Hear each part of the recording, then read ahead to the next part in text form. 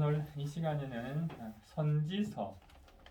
선지서는 세 부분으로 우리가 구별해서 배우고 있는데 분열 왕국 시대의 선지자 오바다부터 시작해서 하박국까지 이미 했고, 그 다음에 이제 포로기 시대의 선지자 다니엘, 에스겔, 그 다음에 제2 이사야, 그렇게. 오늘은 지난 시간은 다니엘, 오늘은 에스겔, 그 다음에 제2 이사야는 이미 우리가 했습니다. 자, 그러면 오늘 이 시간 A9-13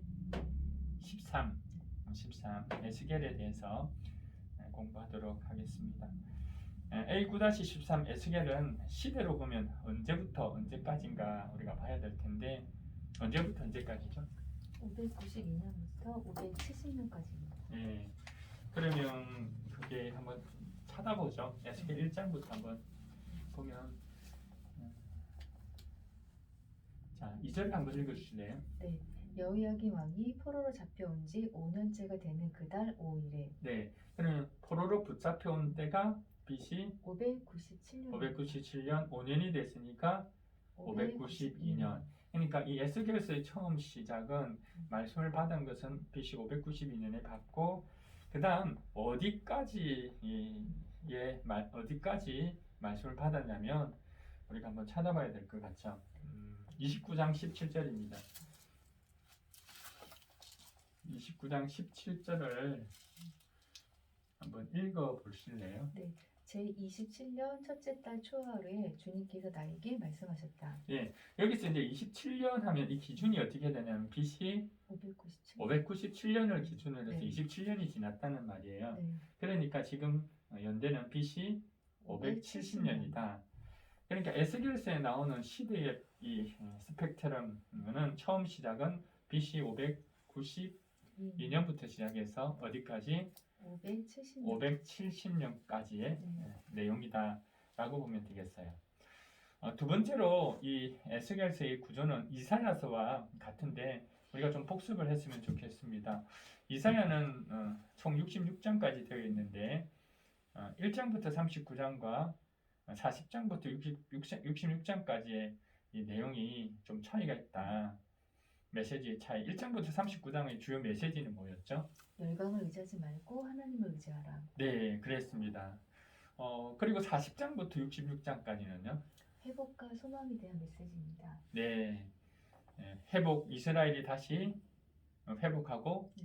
그 다음에 회복할 부분에 대한 소망의 메시지다, 희망의 메시지다. 그러면 이 둘 사이에 어떤 사건이 있었던 것 같죠? 메시지의 변화가 일어날 수밖에 없었던 주요 사건은 뭐였나요? 이스라엘 멸망과 예루살렘 성전의 회파입니다. 그렇죠. BC 586년 이스라엘이 멸망하고 성전이 회파되는 걸 통해서 완전히 메시지가 바뀌어버리죠.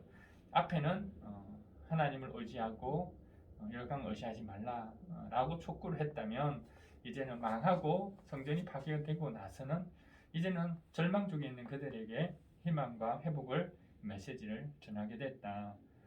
자, 그러면 읽어보면 그 내용이 느껴지죠. 네. 그렇죠. 자, 그렇다면 에스겔서도 마찬가지라는 거예요. 1장부터 39장의 내용은 어떤 내용으로 되어 있나요? 주요하게? 경고와 심판의 메시지입니다. 경고와 심판의 메시지다.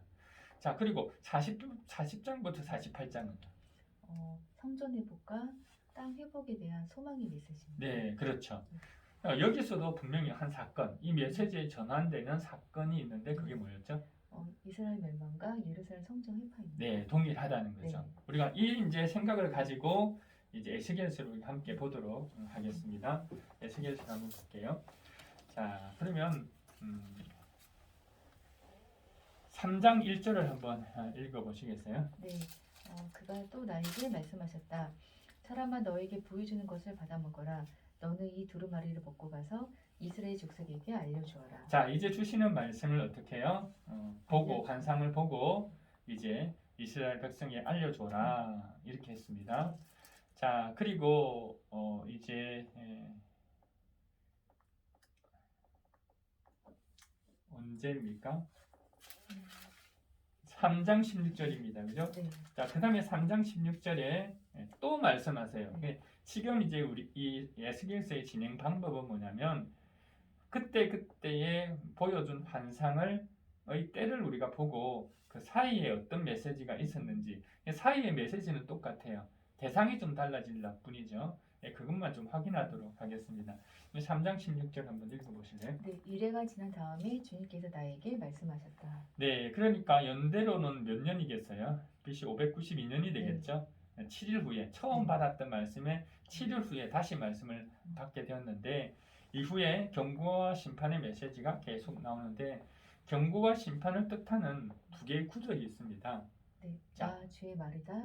그때야 비로소 너희가 내가 주인 줄 알게 될 예, 것이다. 나주의 말이다란 말이 계속 반복되고 또 하나는 그때야 비로소 너희가 내가 주인 줄 알게 될 거다 하는 말이 반복되는데 그때야 비로소 너희가 내가 주인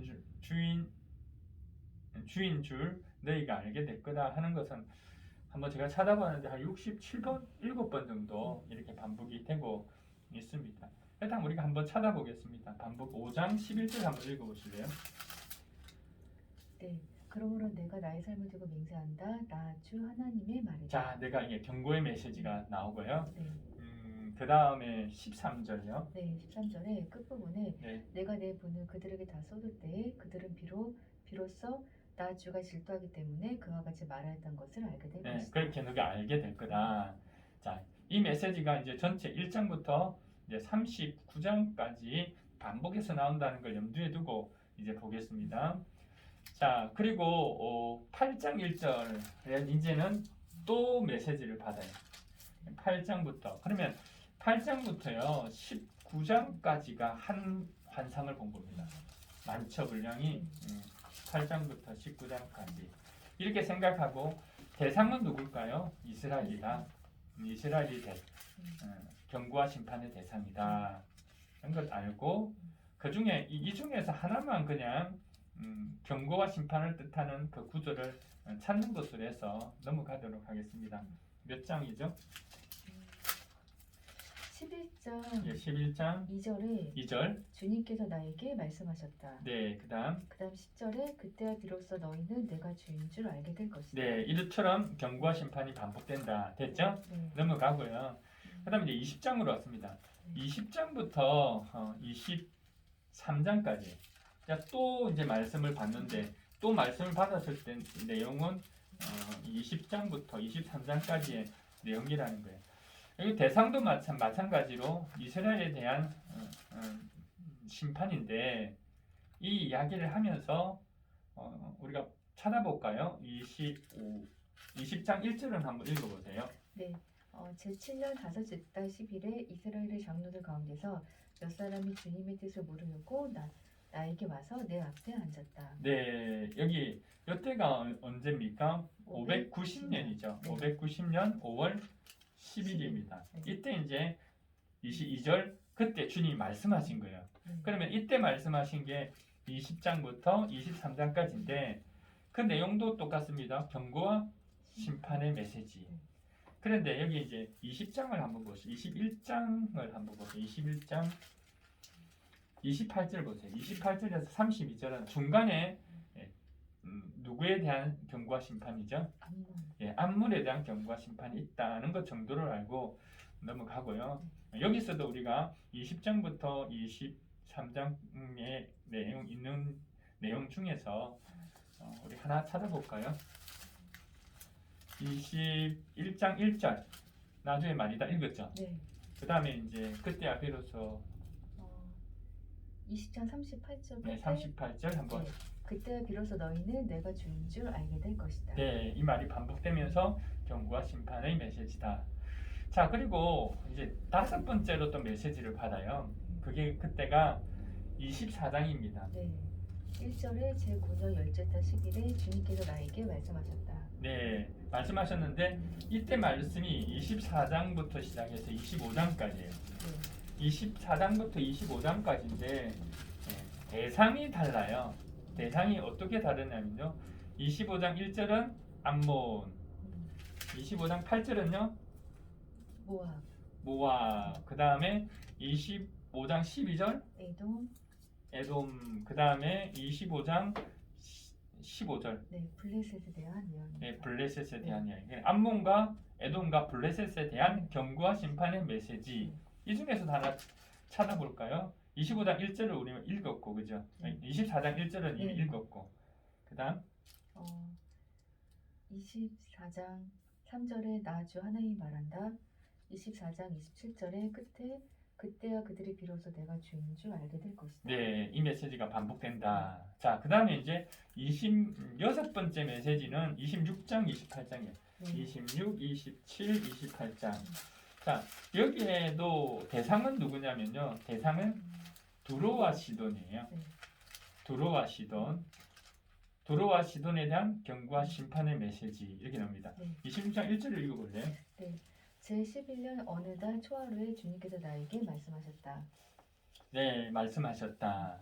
자, 그 다음 또 심판에 대한 부분을 하나 또 골라서 읽어볼래요? 네, 26장 3절에 그러므로 나 주 하나님이 말한다. 그리고 26장 6절에 그때야 그들이 비로소 내가 주인 줄 알 것이다. 네, 이렇게 해서 두로와 시돈에 대한 경고와 심판의 메시지다. 자, 그 다음에 여섯 번째, 일곱 번째, 여덟 번째, 아홉 번째, 열 번째, 5차례에 걸쳐가지고요. 5차례에 걸쳐서 이제 경고와 심판을 하게 될 텐데, 그게 29장부터입니다. 그죠? 네. 29장부터 그 다음에 32장까지예요. 29장부터 32장까지의 이 내용은 대상은 하나예요. 이집트예요. 네. 이집트에 대한 경고와 심판의 메시지 이렇게 알면 되겠어요. 네. 그런데 이집트에 대해서는 한 번에 이야기한 게 아니라 5차례에 걸쳐서 이야기했다는 거 기억하시면 되겠고, 그 중에 첫 번째 이집트에 대한 예언 29장 1절입니다. 한번 읽어보세요. 제11년째 달 12일에 주님께서 나에게 말씀하셨다. 네, 이집트에 대한 심판을 예언하셨다 해서 한 번 나오고요. 그 다음에 29장 17절, 29장 17절 이때는 이제 두 번째가 나오고요. 그 다음에 30장 20절 볼래요. 30장 20절 이때는 세 번째가 되겠죠. 세 번째 이스라엘에 대한. 그 다음에 31장 1절입니다. 네 번째. 그 다음에 32장 1절 다섯 번째. 대상은 누구라고요? 동일하게 이집트다. 이집트에 대한 경고와 심판의 메시지다. 자, 이 중에서 우리 두 줄을 한번 경고와 심판의 메시지를 한번 읽어볼래요? 어디? 경고는 29장 3절에 나 주 하나님이 말한다.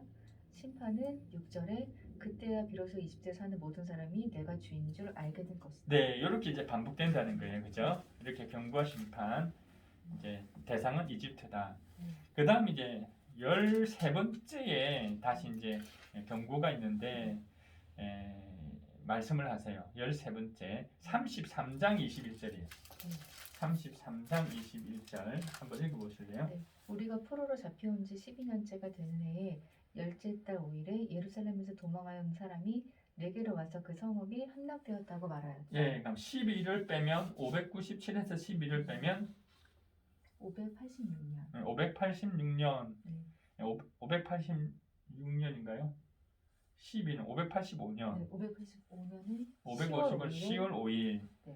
자, 그러면 예루살렘이 원래 망한 것은 586년에 망했는데 시간이 좀 지나고 나서 그 소식을 알게 되었어요.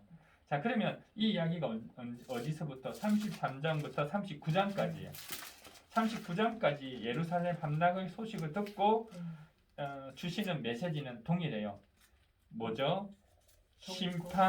경고와 심판과 그다음 회복에 대한 게 나와요. 이제 망했으니까 회복에 대한 이야기가 나오는데 우리가 잘 아는 이스라엘의 회복에 대한 환상이 에스겔서 36장에 나오는 마른 뼈들의 환상이 여기서 나오는 겁니다.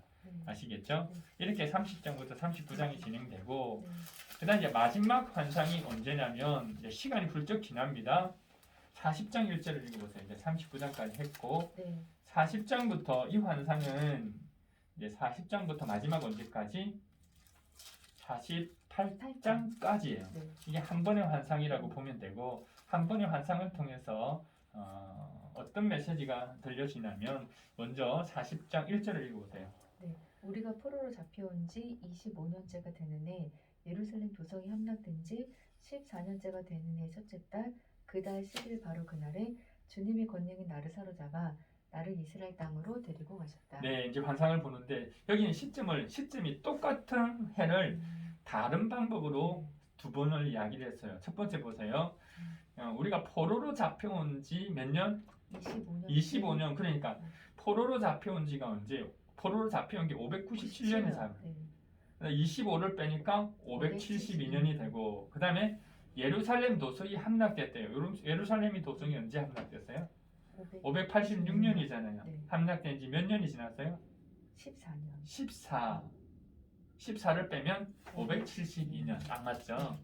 그러니까 시간이 이렇게 예루살렘이 그러니까 도성이 함락되고 나서 14년이 지난 그 시점에 에스겔서가 40장부터 48장의 말씀을 받았다. 그러니까 메시지가 달라질 수밖에 없잖아요. 이미 망한 상태에서. 네. 망한 상태에서 들려지는 환상은 두 가지죠. 어떤 거죠? 성전 회복과 땅 회복. 예, 이미 성전이 회파되고 땅은 빼앗겼으니까 그 속에 주고자 하는 메시지는 성전은 회복되고 땅은 돌려받게 될 거다. 그러면 성전이 회복된다는 가장 정확한 이게 메시지는 성전에 대한 설계 도면을 보여주는 겁니다. 그게 몇 장부터 40장부터 쭉 나옵니다. 읽어보시면 성전의 크기, 방의 크기 해서 쭉 이야기가 나요. 이게 성전에 대한 설계도를 보여주는 부분이고 그 다음에 이제 45장부터 와서는 뭐죠? 지파가 나누어 가져야 될 땅에 대한 경계에 대한 땅 분배 이야기가 나요. 그러니까 얼마나 이들은 큰 소망을 갖게 되었을까요? 그렇게 해서 이게 맞춰지게 됩니다. 이게 48장까지. 이 이야기가 에스겔서입니다. 네. 네, 여기까지 하겠습니다.